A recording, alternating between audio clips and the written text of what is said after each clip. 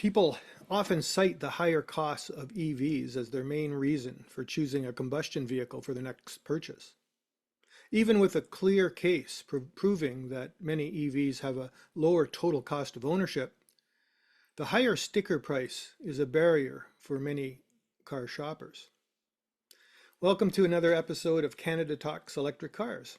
In today's episode, we'll take a look at what manufacturers are doing to help lower the cost of production of EVs. As always, we invite you to submit questions at any point using Zoom's Q&A button. If you prefer to ask using your microphone, please raise your virtual hand and we'll try and take a few audio questions as well. Our guest today is Brian White, host of the popular YouTube channel FutureAZA. Brian has been operating his YouTube channel since 2020 and has published over 1,700 videos covering a wide range of EV-related topics. He's a frequent guest on EV channels such as Brighter with Herbert, Randy Kirk, the Tesla Beat podcast, and the Tesla Life. Brian is also a guest speaker at Fully Charged in the US, the UK, and in Canada. He frequently appears at major EV events in Florida, Texas, Michigan, California, and Oregon.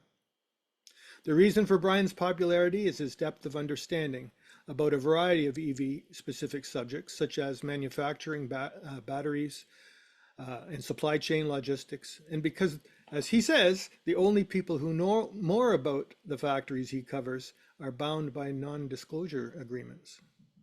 So Brian, thanks so much for joining us on Canada Talks. We really are delighted to have you here today. It's an honor. I've been following you for a very long time. And when Mark from the Tesla Life reached out and said, we might have someone who's interested in talking with you, I said, oh my gosh, I know who they are. So it was very, very, very fortuitous. Oh, that's cool. That's cool. That's really great. And a shout out to Mark. He does a great job, and he's a good partner with EV Society and the work that we all do to promote EVs.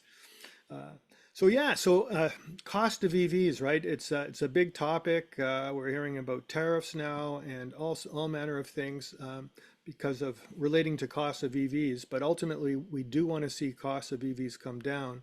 And you're going to take us through some of the practices and manufacturing techniques that manufacturers are employing to try and accomplish that. That and so much more. All right. Well, I'm just going to get out of the way and, as I like to say, let you have at it. All right. Let me share my screen here. It's going to be brutal, but let's just do it. Okay. Hopefully that looks all right. So the 10-year path to cheap EVs. How do we get there? And can we get there? So let's talk about the early days real quick, because they were only half serious. There were things like the Ford Focus. It was, a compliance car. They took the batteries and they stuffed them just in the back hatch above the back wheels, put in a small pack, and sold a small number of them. I've driven one of these. They're fine. The suspension gets a little soft in the back because that's a lot of weight, and they didn't change much. The frunk was useless because there wasn't one. They just took the whole engine bay and put all the extra components in there. You get less cargo. It's not a serious car. They weren't being serious.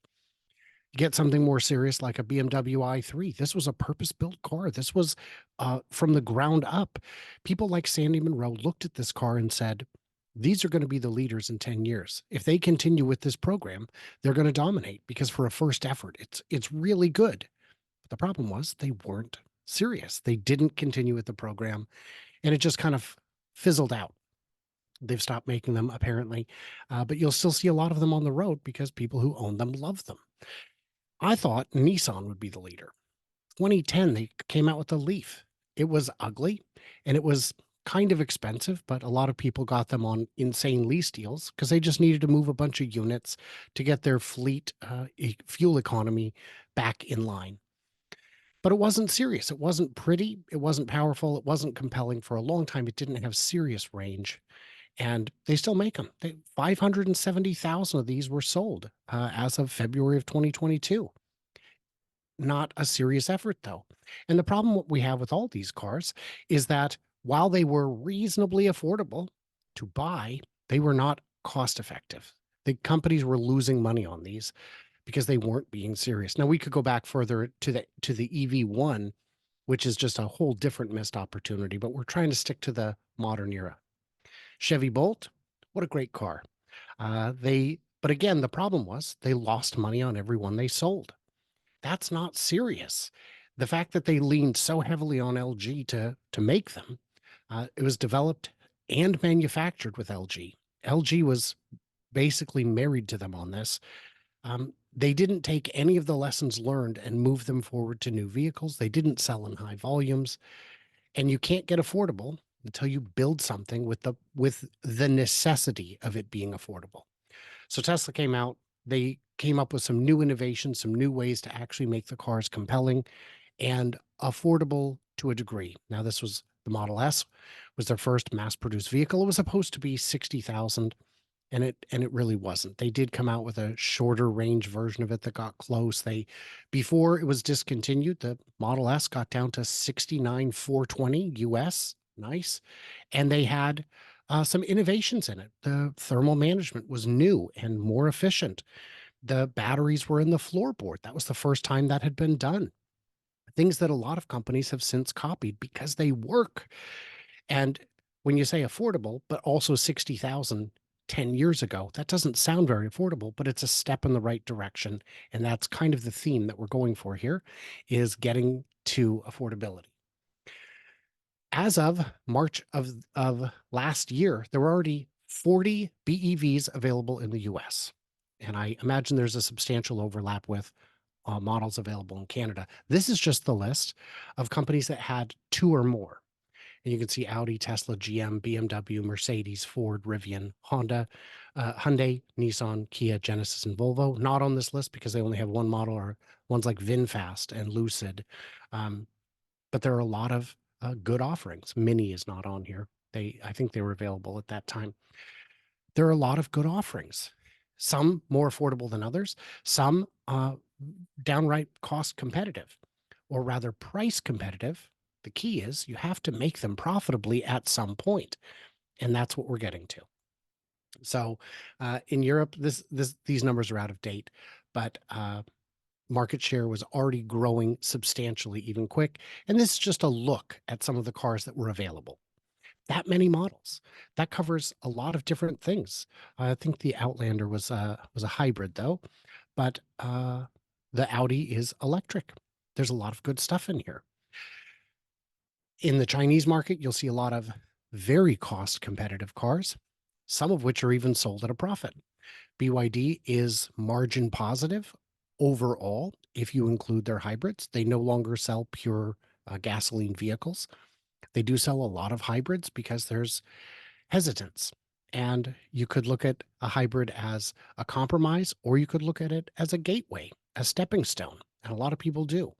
Mark, who we mentioned earlier, started with a hybrid, realized that he just loves driving it in electric mode, got an electric car. And these prices are already reasonable in China. If they bump them up just a little bit, they would be profitable. So that's the state of things today. China's EV boom caught Western car companies asleep at the wheel. There's a lot of protectionism coming. So these affordable cars we're not likely to see outside of China. Certainly not in the US, where there's a new 100% tariff. Not in Canada, where there's also substantial tariffs and more that have just been imposed. And not in Europe, where they're adding anywhere from a 9% to 36% tariff on top of the 10% that's already there. And very few companies qualify at the 9% rate. Most are in the 20-ish percent range. And if you look at China, because affordability being key, at one point, 300 companies were manufacturing EVs. And if you go a little bit further, you'll see that it had gotten up to about 500 at one point before contracting back to 100 as of last year. And that number is likely lower now. It's difficult to make a compelling product at an affordable price, especially at all, but especially when it's in an emerging technology. So that's got us up to today. So let's talk about reliability, warranty, range, and charging. These are all, quite important things. In terms of reliability, wow, would you look at that? Electric vehicles have almost 80% more problems than gas powered cars, according to Consumer Reports. That doesn't sound right. How could that possibly be? So I made a post the other day asking, since in many examples of electric vehicles have already reached price parity, why on earth are they not, is adoption not higher? And I got a lot of answers that were filled with misinformation. And the conclusion at the end of it was, oh, it's because we need to do more to inform people. So that's what we're trying to do. That's what I'm trying to do in this presentation, but also generally, and what the EV Society is trying to do by having me here. So how could this be? 80% more problems. So Autoblog dug into it and found that Consumer Reports changed their methodology to highlight problems unique to some of the electric vehicles, some of the most popular ones. So what you get is I couldn't figure out how to adjust my mirrors. Tesla famously has no little adjusters on the door. It's on the screen. They call that a problem, and they rank it on equal footing to the engine doesn't work. That's that's coloring outside the lines. If I'm being as charitable in the descriptions I can possibly be, reliability is quite good. Um, and then the cost. Clean Technica has published many articles on the true cost of ownership of an EV. If you own an EV, you already know this. This is not news to you, but a lot of people can't look past the sticker. Like we were saying at the top of the show, if you can't look past the sticker price, you're not going to necessarily realize that it is a cheaper car to own. I'm in the Pacific Northwest. My power is 8 cents per kilowatt hour. To fill my tank is less than $5. It's about $5. So it is, uh, that's a deal you can't get on gas. And the more you drive, the more you save. On road trips, even with the higher priced public charging, you're likely still coming out ahead on gas. And then as soon as you get home, it's free again, or much closer to free. The electric motors are simpler devices. All of these things should drive adoption, and adoption is the first key to reducing the price. Economies of scale are powerful. And then, of course, we get to the state of EV batteries. Well, that's a big. I don't know, man. I'm afraid. What's a battery going to cost me when it dies in 6 years? Well, in 6 years, I wouldn't worry because 8 to 10 year or 100,000 mile warranty is standard. 8 year, 100,000 mile is the federal minimum in the US. And that warranty generally is followed by other countries as well. So you'll see comparable warranties in Canada, in Mexico, in Europe. I don't know what they are in China. So, and they vary in how they're applied, but the battery concern shouldn't be a real concern. How much does a battery cost to replace? A lot. How much does an engine cost to replace? How much does a transmission cost to replace? I've had problems with engines and transmissions. And then, of course, you get to the charging or the range. And now this is comparing the stated range to the actual tested range by this particular agency. And you'll see that some get closer to their stated range than others, but 320 miles is pretty reasonable. And I apologize for the freedom units here, but that's what the chart I could find had. The Model S Plaid, less mileage, and then going down the list, you'll find some others here.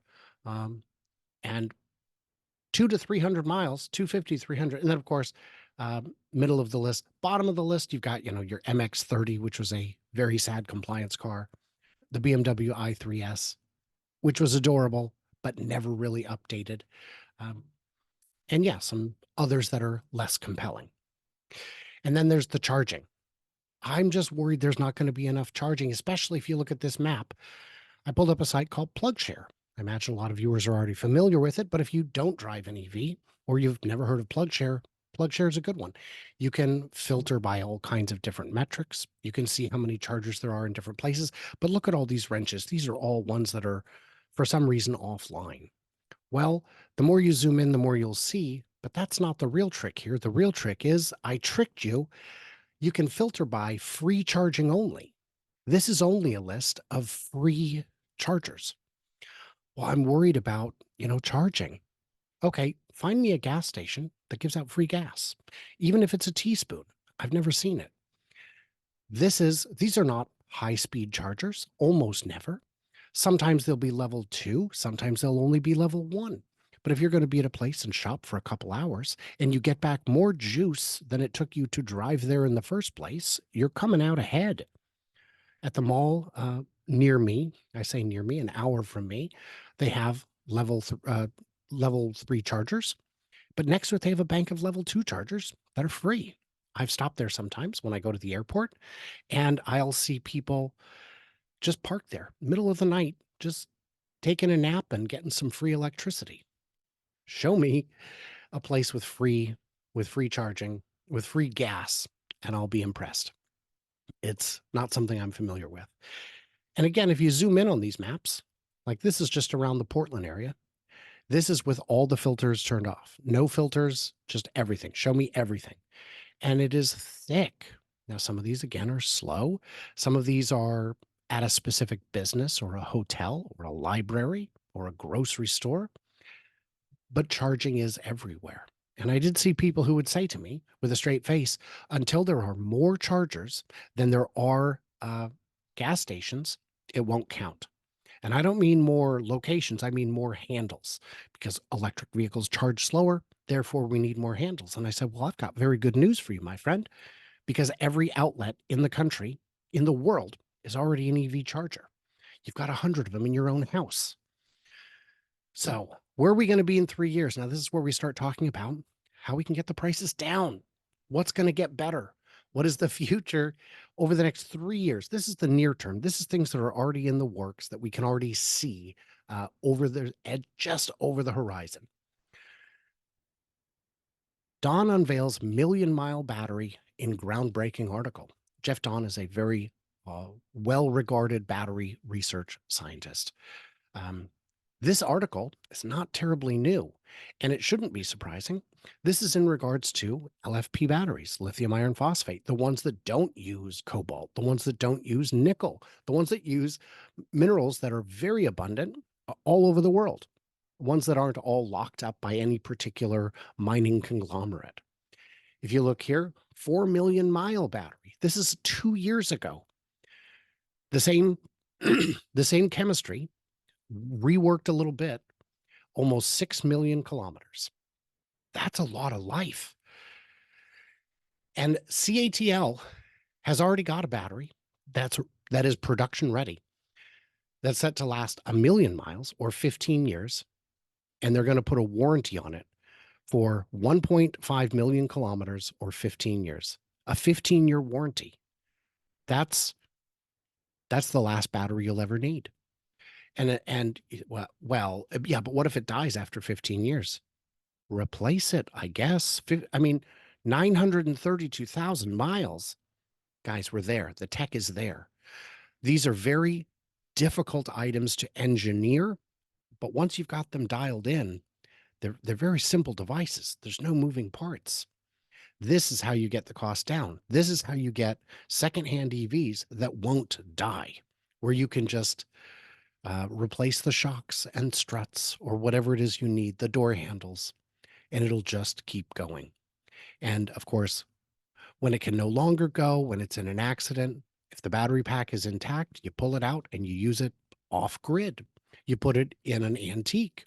You find a second use for it before you even bother recycling it.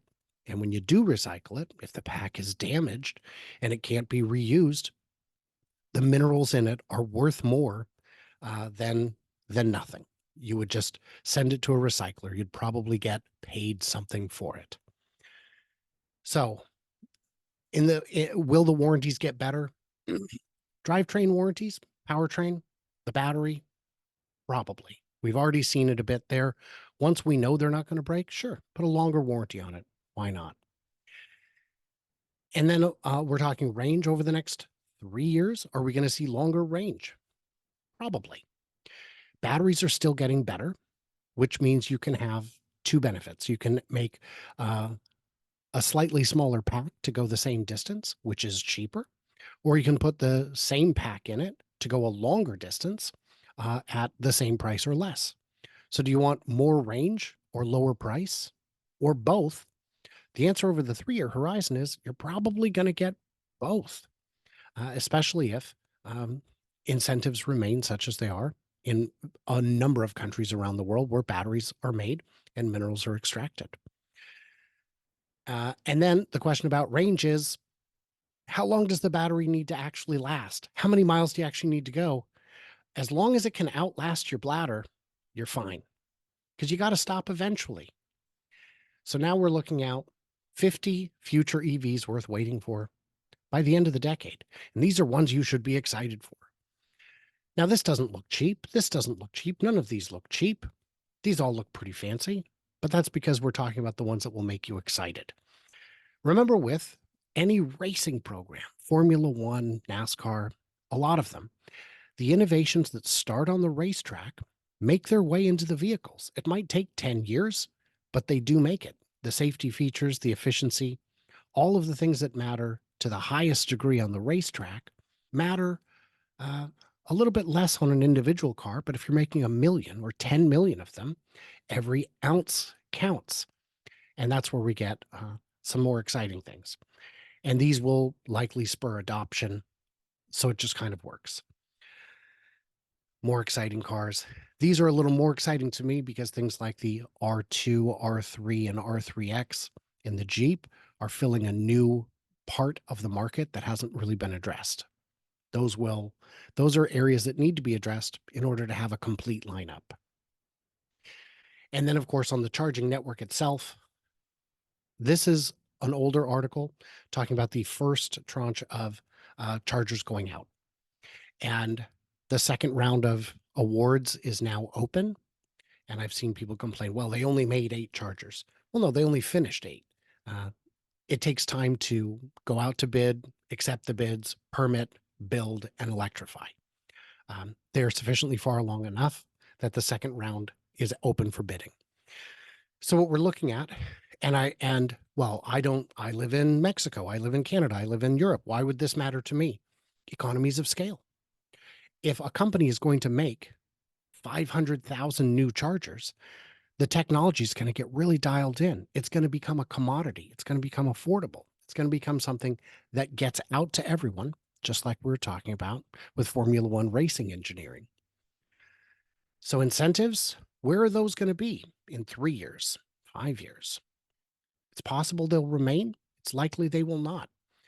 But at some point, these are going to get cheap enough that people realize I don't need incentives. They just make sense.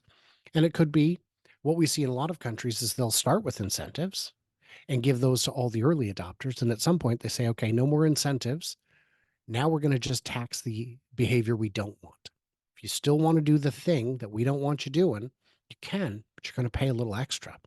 The US has done it for a long time with a gas guzzler tax on vehicles that get terrible gas mileage. I know in the 90s and early 2000s, the gas guzzler tax was, I think, $5,000. If you wanted to buy something that got atrocious mileage, you could, but you're going to pay. So where are we going to be in 5 years? Well, battery cost is obviously going to keep coming down. Compact cars, motors themselves, and then we'll talk about, cost versus gas and hybrid. So battery cost, look at this. Look at this. This is just over the last few years, and it's projected out into the future to go even lower. EV battery prices dropping a lot this year and next. But you notice it only starts at 2019. 2019? That's too recent. Can I see the curve? Now, this is at the cell level. The next slide is at the pack level, but it looks like this. Oh, did I have those out of order? No, this is still that. Let's see. It's right here. So this is another one that's like this. This is at the cell level, and this is the one where we look at 2008. This is what batteries used to cost not long ago. This is how they were losing so much money on all those early cars. And now you can see companies like Ford and GM have said, we think we can get profitable on our EV division within 2-3 years. Can they? Maybe. Maybe there's a lot of wishing and praying, but maybe. At the very least, battery prices are coming down, and the battery is the most expensive part of the EV. You could see the ID2. This has been pushed back a little, but within 5 years, it'll be just about ready. And then you've got Tesla's compact model, which is a bit on hold, but we'll find out more soon. But these are just two companies. A lot of the companies out there are working on compact cars.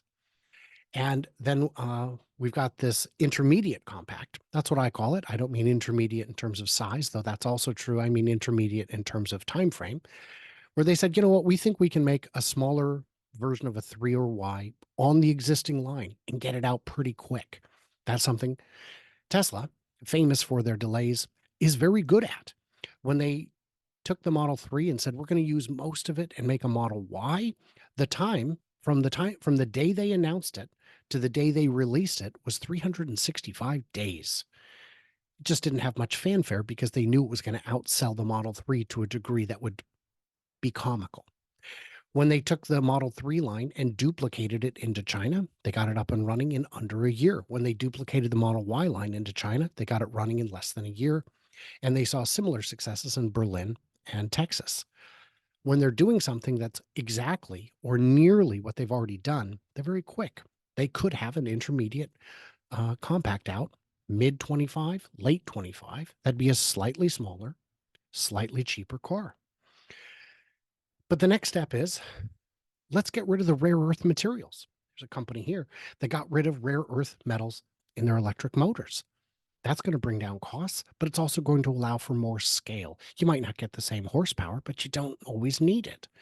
Another one here, electric vehicle traction motors without rare earth magnets. And even Tesla themselves said, we can make one. And that they hinted that the compact would have a motor without any rare earth elements. That's a way to bring costs down. Those are expensive parts. And EVs will be cheaper to produce than gas powered by 2027, according to Gartner. Well, how? Well, there's a bunch of ways. Tesla led the way with gigacasting. This is something people like Sandy Munro had been advocating for decades because it's simple. And a gigacasting, for those who don't know, this whole back under section is one piece. It replaces 150 robots. That makes it cheaper, hopefully. Now, today, it's not cheaper and it's not lighter, but that's coming. I had a chance to talk with Sandy Munro, and he explained that we will see the weight go down on these as they're verified and validated. We will see webbing instead of solid pieces in some places. And other companies are copying this. This is companies in China. This is the old one that they made with stamped components. Look at how many pieces that is. You can see why it's 160 robots, and that's one piece, just one. That makes manufacturing quicker, easier. It makes the car straighter when it's done because all of these have tolerances and the tolerances stack. And the more of them you have, the more error you end up with at the end. It is unavoidable. And this is just straight. It's going to bring down costs. When you have fewer parts, you can have less cost. You can have a smaller factory, a cheaper factory, one that takes less time to amortize. So this is all of the pieces of just a 3-cylinder gas engine, and this is an EV motor. And even this might be more complicated than some of the ones used today. That's a lot of pieces, and these are all precision pieces. And if one of them fails, you're out. And sometimes they fail. So which one, I mean, a child can tell which one of these is going to be cheaper. So where are we going to be in 10 years? Well, the incentives are probably going to be gone. The cost will have come down. And it's a simple equation. Less parts made easier, made quicker, means cheaper cars. And the field is very competitive. Companies are okay with not having a positive margin. Right there, you're saving money. A lot of companies are okay with losing money over the short term so they can get market share, so they can get their economies of scale. And then, of course, the last thing is the economies of scale themselves, quite big. You need to get there. That's why the Model Y is the best, is profitable, despite its price coming down so much, is because it's the best selling car in the world. And the parts get cheaper when you buy 1 million of them.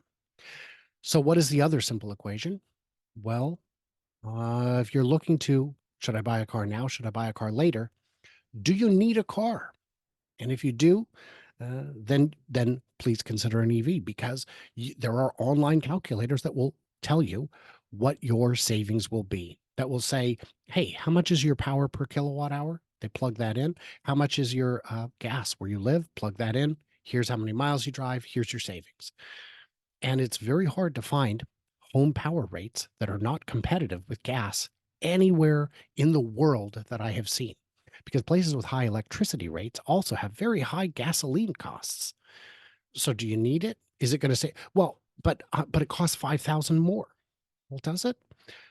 Is it? Are you comparing apples to apples? I see a lot of people looking at saying, well, uh, an EV isn't cheap because even though uh, a, a Leaf is under 30,000, I want a $22,000 car. You know, this Corolla.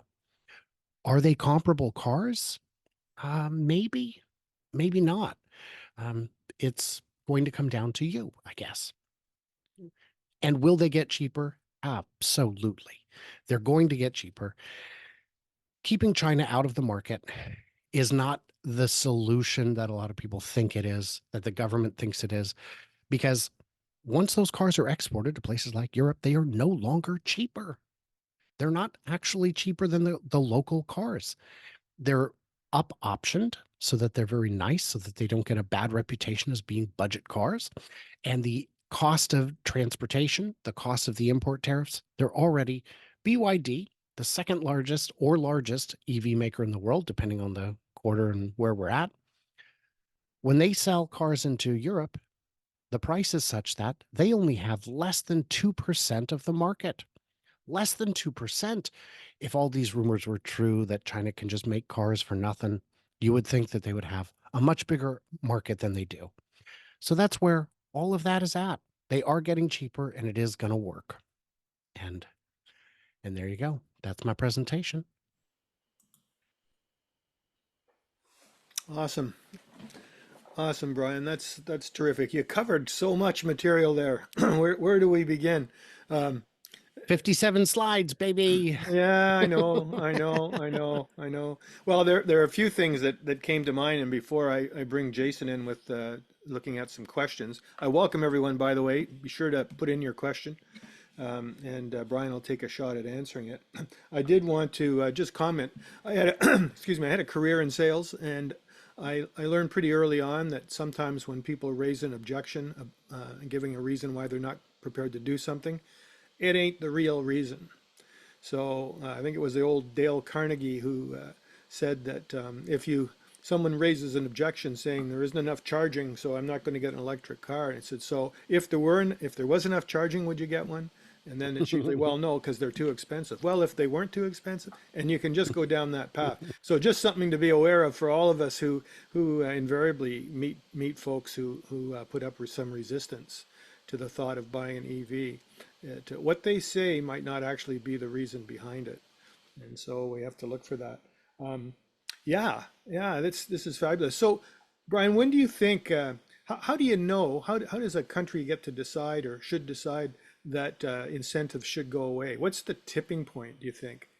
It's going to be different in different markets, obviously, but I would say when it becomes too expensive. It's easy when 1% of the market is getting incentives, but when 10, 20, 30%, well, now there's not enough people left on the other side of the equation to pay for it. So I think that's a logical time to start phasing them out at least. I think some of the incentives we've seen in the US certainly, but also in Germany have been too aggressive, too generous, and too unsustainable. And you'll also see it in some states and provinces where they have an incentive that's so generous that it runs out of funds in 2 weeks or 3 weeks. That doesn't always help the right people. right. So when will incentives run out?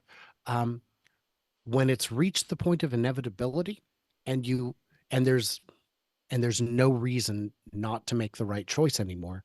I Mhm. shouldn't have to motivate you to do the right thing. Right, right. No, and I think that, I just feel that that's not that far away.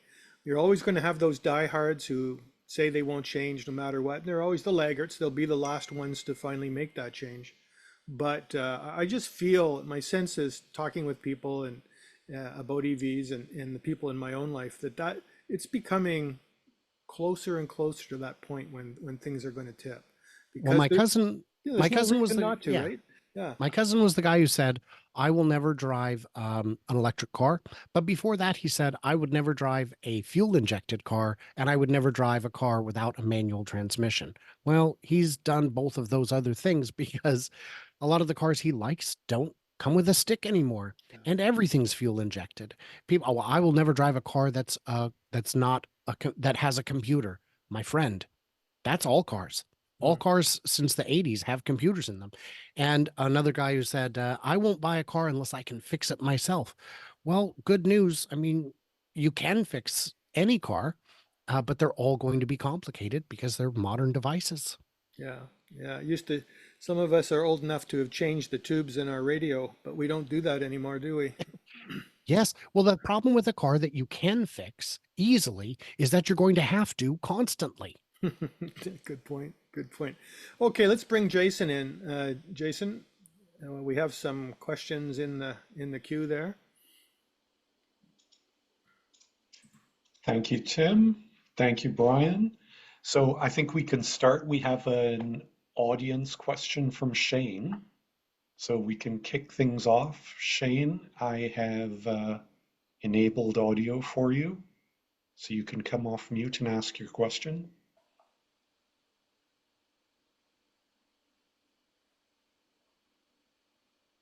Going once. Okay, we can try again later. I will go to the Q&A then. Can you hear me? Oh, here Oh. he is. He made it. Okay, good. So much of the stuff we heard today is old hat to people who own. But what's killing me is the misinformation. Every time I meet somebody in a parking lot and they say, "Oh, he drove," I hand them a card with URLs that they can get the real information from, and then they're just blown away by the facts. And the facts are not out there. How are we going to change that? So my answer to that is I'm doing these events constantly. I am on the road constantly. It doesn't help when I go to fully charged Electrify Everything show, which I'm doing this weekend, because everyone there already gets it. But the following Yeah. weekend, I'll be at the Electrify Expo in Seattle. The next day, I'll be at the Oregon Electric Vehicle Association's big event where I'll be doing 2 presentations.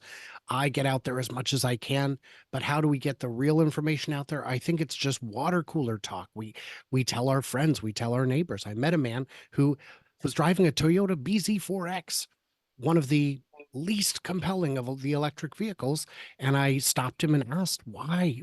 I love it, man. I love it. Good stuff. Why'd you buy it? And he said, my buddy at work got one. The lease deal was unbelievable. I went in 0 down, 270 a month. I got one. And I go, wow, is it good? Yeah, I love it. It's great. It's just as good as any other. I go, have you driven another electric car? Well, no. I'm like, hey, you're on board. Your next one will be even better, even if it's still a Toyota. I guarantee you they're not getting worse than the BZ4X. So, yeah, we have to just, that's the only answer I know is to just tell our friends. Yeah, thank you. Yeah, and I think that's hopefully what we're doing. And I know that some of the material here is old hat to regular EV owners, but we try every month to attract people to come here for the purpose of learning some facts about electric cars. And so we hope that we're speaking also to a segment of folks who are relatively new to it, maybe kicking the tires on perhaps buying an EV, and they've come here to learn some of the truth and overcome some of those crazy myths that are out there. So take your point, Shane, but bear with us. There are a lot of newbies out there too, and we want to help them along, just to your point. Okay, the next one, and Brian, recognizing that you're probably going to look at this from a US point of view, question is, how can we convince our current government to eliminate any and all tariffs on any EV? Boy. So I'll tell you, you can't, because there's so much manufacturing of automobiles in Canada and the US, but Canada has a very big, very strong, robust automotive industry and therefore in lobby. And they view, I mean, we saw this with Japanese cars. I don't know how much Canada saw this, but the US saw it with Japanese cars. They saw it with Korean cars. But China, they've been able to put up a wall. They've been able to say, no, no, no, China is not one of our allies. We can impose these very strict tariffs. What's going to happen, I believe, is these companies are all going to build factories in North America, which under the USMCA, of which Mexico, Canada, and the US are all parties, they can transport across borders seamlessly. So what like I said, Polestar has a factory that's already open. Hyundai has a factory that I think just opened. These are both in the US Southeast. They can ship to Canada. These are Chinese and Korean cars that are getting into Canada without tariffs. They cost a little bit more to build, but not appreciably, and those costs will come down as they scale. We know BYD is looking at a factory in Mexico, but they were careful not to say that they would not be exporting them to the U.S., which gives them a little less heat during the election. I think after the election, we'll have 4 years until we're back to the election, hopefully, so that we would have time for them to begin building and exporting cars that people actually like. So what I think is going to happen is you're not going to see the tariffs on Chinese built cars go away. I think you're going to see the Chinese manufacturers move to the US, Canada, and Mexico. So it's inevitable. Yes, but isn't that a good thing? I mean, they're they're going to be U.S. jobs, Canadian jobs, Mexican jobs. They're going to be drawing from local parts suppliers, from local manufacturing. That's the win we were looking for in a protectionist situation. Unless your goal is to only protect one company or one group of very specific individuals, this is a net win. Yeah, yeah, and the reality is that in Canada, at least, I'm not sure how many real Canadian car manufacturers are. There are great companies here employing lots of Canadians, and so we're super sensitive to that. But they aren't Canadian companies by and large. So No, this would be this similar thing, right? You have perhaps Chinese manufacturers setting up shop in theory could do it here, and it would be the same thing, hiring local people, buying local parts, and basically operating along similar lines. So if China set up a factory making big pickup trucks with V8s, they could get their engines from the same people who make them in Ontario. They could, it's the blinkers are going to be blinkers. I mean, they're a tier 2, tier 3 kind of thing. There's a lot of jobs for those people and a lot of experience, a lot of high skilled labor in with decades of experience doing exactly this. That's what makes Canada and the US and also Mexico such attractive places to build car factories, is the know-how is already there. right, right. Related question. I'm very angry with Ford and GM for delaying or halting BEV production after taking millions of our tax dollars. Are these delays a ploy to disrupt BEV production in favor of petroleum companies or something else?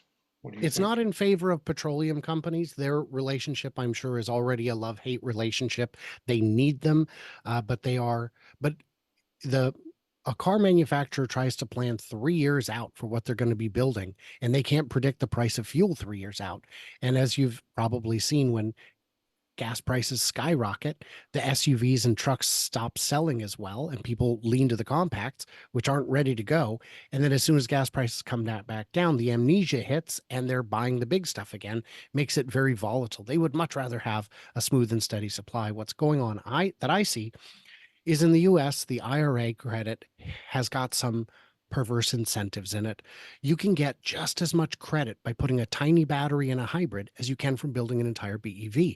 Well, I've got a finite supply of batteries. Would I rather make 5 or 6 hybrids that qualify for the full credit, or one EV on which I'm not even making a profit?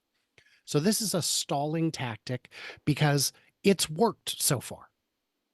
I thought these delays would eat them alive, but it hasn't. They're still selling, they're still making money. And what they're doing is they're seeing the batteries keep getting cheaper. The motors keep getting, these cars keep getting easier to build, whether we're building them or not. All these efficiencies that we needed, all the supply chain to support it is building up with or without us. Why don't we just wait until it's so easy that we can't help but do it?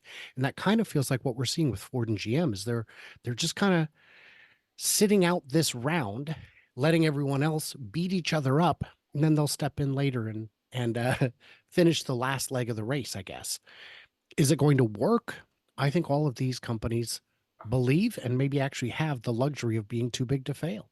And it breaks my heart when you see GM take billions of dollars that's meant to go into EV development and then buy back their own stock with it. Shameless. Mhm. Thank you. Let's see. It's a comment. I was in Britain a few months back and heard on the radio that dealerships are offering leasing deals that make EVs extremely competitive price-wise. Is anything happening here in North America? Oh, absolutely. That's a very good question. I love it. So in Colorado, Other than Toyotas, obviously. well, yes. Well, but that is a good example. Toyota was offering those crazy lease deals. We just saw, I don't remember if it was Subaru. Was it Subaru? I'm trying to remember who it was. Accurate. Somebody recently cut the pricing. They put a dealer incentive on that was insane. In Colorado recently, Kyle Connor from Out of Spec was in at his local dealer, his Nissan dealership, and they had this deal going where you could stack all the incentives and lease a Nissan Leaf for, I think it was 500 down and $10 a month. Maybe it was 20. So if you're telling me it's too expensive, I don't know what to say. That is the deal of a lifetime. In Washington State, I've seen people getting brand new Model 3s on leases because it's the rear wheel drive. And on the rear wheel drive, it's got a Chinese battery. So the only way to get the $7,500 discount is to do it as on a lease because that qualifies differently for some very bizarre tax reason. And those leases are ending up being under like $200 a month with all the credits stacked. So we are seeing a lot of interesting lease deals. And on those Nissan Leafs, when those come back at the end of the lease, the residual value is going to be astronomical. They're going to sell them at a loss at that point. No one is reasonably going to buy it out for the residual value because they haven't paid anything down. But yeah, those deals do exist in the US. As far as the UK goes, I'm not sure. As far as Canada, I think that would be something that you guys would understand better than I. But yes, those deals are happening all the time. And that segues nicely into an observation I like to make, which is never discount the used EV market. Like, as that gets bigger and bigger, the people that can't afford a brand new EV can pick up a really nice used EV at bargain prices. So I had a birthday party that was open to the public recently, and a man came to my party, and he had recently bought a Hertz Model 3 that was at the end of its use as a rental. It was in great shape, hadn't been beat up, looked good, and he qualified for the used EV credit. Out the door, he paid $16,000 for it. That is a heck of a deal. And a lot of people got that deal on those cars and they love it. He drove out from Missouri to attend the party because well, I've never been to the Northwest before. Let's do that because the charging was sufficiently affordable compared to doing the same trip in a gas car. And he just loved it. And I also, there's a dealership in Portland that I've been to a number of times that only sells used EVs. And they are great. They allow me to test drive any car I want, anytime I want. So I've had a chance to drive all kinds of cars. They've got, sometimes they'll have like a Mini or a Fiat, and they're, $7,000-8,000. They'll have Tesla Model 3s in the 15 to 17, maybe 18,000 range. They'll have um, tons of Nissan Leafs of all generations. They'll have a bunch of Chevy Bolts, and these cars are affordable, and most of them will qualify for the federal used EV incentive. And you know, go drive one. See if it's for you. If you despise a certain brand or despise, I will never buy another German car, whatever. There's a bunch of choices. Figure out what you like, crunch your own numbers. There's online tools to do it. And yeah, you don't have to buy new. Well, that's just an amazing segue. I'm not going to go there yet, but hang on because our next month's episode hits that one right in the middle of the head. So we'll come back to that in just a few minutes. Okay, moving on to misinformation. A lot of misinformation about batteries in EVs catching on fire and they can't be put out. Would this be misinformation or, distortion compared to ICE vehicles catching fire? That's a fantastic question. It depends. It can be both. It can be either or it can be both. The first claim I've seen is that they're prone to fire, and we know that's not true. There have been countless studies that come up with different numbers. I've seen anywhere from 20 times less likely to burn to 30 to 50 times less likely to burn. So they're less, yes, but when they do, they're harder to put out. Well, it depends on the fire, doesn't it? I mean, we've seen automotive gasoline fires that go up very quickly and very catastrophically with no time for the passengers to get out. Electric fire starts a little slower and definitely burns a lot longer. In terms of putting it out, I've seen, this fire department used 50,000 gallons to put it out. At what point did they not realize that this is the wrong tool for the job? If you've got a grease fire, how many gallons of water should you pour on it? The answer is none. The best solution, and I saw a gentleman on X today saying, I'm a firefighter and we don't know how to put them out. And I said, my friend, car fire blanket, please Google it and then bring it to your department so everyone knows. It's just a big heavy blanket that 3-4 firefighters will drag over the top, and it can't breathe. If a fire can't breathe, it's out. Those will fit on every fire truck and should be there. So do they burn? Yes, less often than a gas car. Are the fires worse? I mean, it kind of depends, but a car fire is a bad thing no matter how you slice it, and any fire can be extinguished. Thank you. Swappable batteries versus Okay. fast charging. So there are a bunch of obstacles to swappable batteries. I'd say the best rebuttal to it was made by Jordan Giesecke from The Limiting Factor maybe 5-6 months ago in response to the idea that NIO, a Chinese battery electric manufacturer, they have swaps and that's their thing. They also have awfully good cars with awfully good batteries to begin with, but their big thing is swappable. Why don't more companies do it? Well, let's take the big company, Tesla. Well, they tried it, but what they found is people weren't really using it. It wasn't really effective. But let's zoom out from there. If they'd made a swappable battery for the Model S and X, what happens when you build the Model 3 and Y? That battery would be too large. It would not fit. Okay, so great. We'll you know what?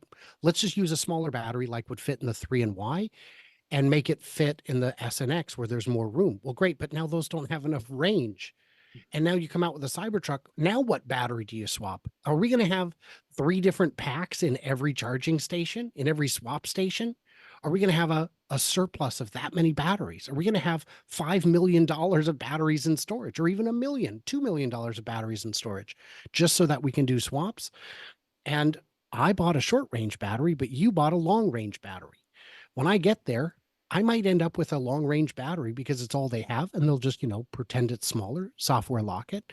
But when you get there and all they have is a short range battery, you're going to be livid. I would if I'd paid for so the logistics alone are prohibitive. The cost is prohibitive. And then you look at the actual mechanics of a swap station, of an automated swap station, and you think, boy, that's a lot of moving parts. That's a lot of margin for error. That's a lot of wear on bolts. And then add to that salted roads in the Midwest in the winter, and you tell me how long that station's going to last. So maybe they can work in some places. And the solution I've heard is, well, they'll make their money back by using these as stationary energy storage for the grid, which is a brilliant idea. And maybe in China that would work, where you have a central government that centrally controls the rules. But in the US at least, and I know at least in parts of Canada, it's a patchwork quilt of utilities that all have different rules and regulations. And the vast majority in the US will not allow you to put in a stationary storage system that you can feed back to the grid. Quick question. Louis asks, will you be available on site for Tesla's 1010 event? So I am going to Burbank. Will I be on site? That is a different question. I hope so. I have not yet gotten into any of the Tesla events, not the Cybertruck ones, not the robot ones, none of them. And it's pretty frustrating, but maybe in another 4 years and another 1800 videos, they'll come around. But it is my expectation that tickets will be available on the same basis they were before, where shareholders get to go into a lottery. And my sphere of influence is large enough that I'm hopeful somebody will have a +1 that they can share with me. And I know a number of people with a substantial number of shares who have said that they would do that should they get one. So I am hopeful. I will be in Burbank either way. But will I be in the event or just peeking over the fence? It is tough to say. Well, good luck. I hope you make it and you come back on this episode and talk about what you saw and what you heard. That would be Indeed. awesome. Yeah, yeah. Jason, I think we can do. Is there one quick one? We're almost at the witching hour. One quick one. Tim, you will probably want to make a plug for one of our previous webinar episodes. A common argument against owning EVs is tires wear out quickly and are not cheap. I am happy to answer that one. That is a great question. So So why special EV tires? well, I'm not sure why they're special. I think it's a low rolling resistance tire. You don't have to put special tires on it. Jim, the Iowa Tesla guy, bought, I want to say he paid $600 for his entire set of 4 tires. And they were some tire from Korea, some brand I hadn't heard of. And he drove them 60,000 miles through summer and winter in Chicago. And they, or not Chicago, but in Iowa. And they lasted for that long, 60,000 miles. Now, my friend Kelly has a Tesla and her husband Bert has a Tesla. She goes through tires about every 20,000 miles, and he goes through tires every 40 to 50,000 miles. They're having And fun though. They're having fun. Well, no, but that's what I mean is they have different driving styles. I'm at 21,000 miles and my tires are nowhere close to done. They're maybe half done. And I've had some fun, but I generally drive very conservatively because I don't know, it's just how I drive. So they don't have to be, you don't have to chew through tires, but if you own a Hellcat or a Plaid or even an electric car that's got some pep like a Bolt, you might go through tires faster as it's fun. Yeah, and I think the only thing special, which isn't really special, about car EV tires is they tend to be have a higher load rating, so they're able to carry the extra weight that the battery pack can. And we did do an episode with someone from Michelin, I think, talking about tires for EVs, and that's the only real low rolling resistance and properly load rated for the weight of the vehicle that they're on. The only special things.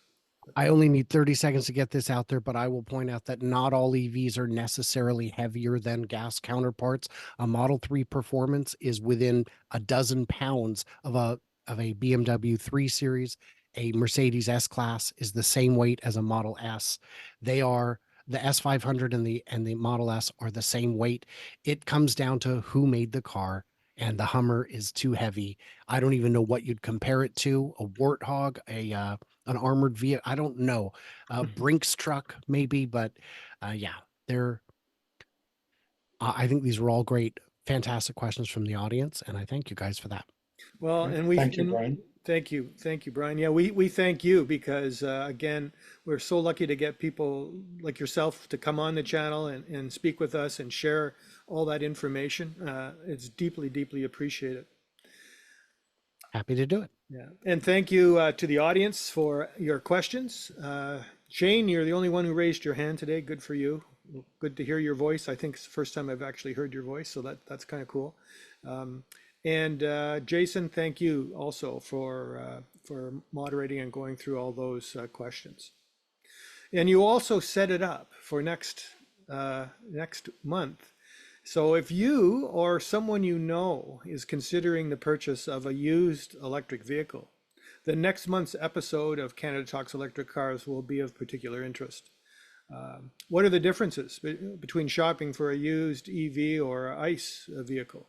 And is it really a good idea to buy a used EV? I think a lot of people who don't understand things are probably suspect about doing that and be nervous to do it.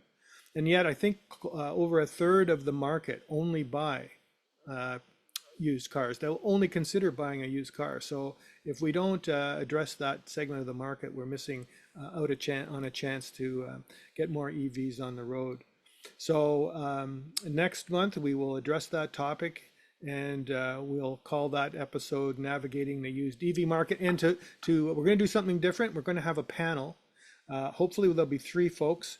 We have someone from Carnex, someone from the EV Network, and also someone from BC who is with an outfit called motorize.ca. So we're going to have 3 panelists. They can all share their thoughts about used or pre-owned EV sales, and you'll be able to ask questions, of course, as usual at that time. So remember to mark the date. It's Tuesday, October the 1st, 7:30 p.m. Eastern Time. And so on behalf of all of us at EV Society, thanks for joining today's webinar. This concludes today's webinar.